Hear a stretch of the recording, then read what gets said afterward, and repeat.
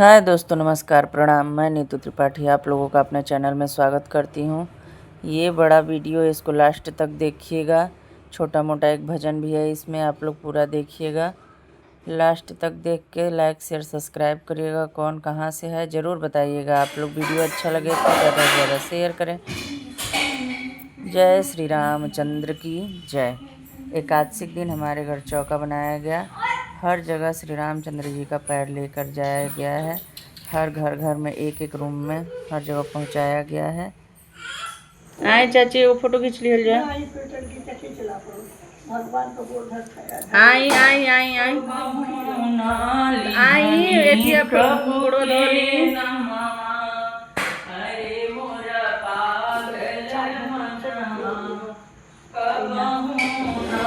आए चाची, वो फोटो खींच लिया जाए।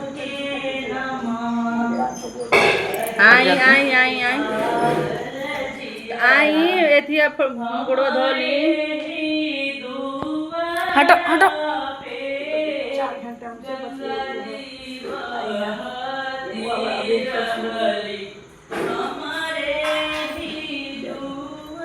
हट जा तू।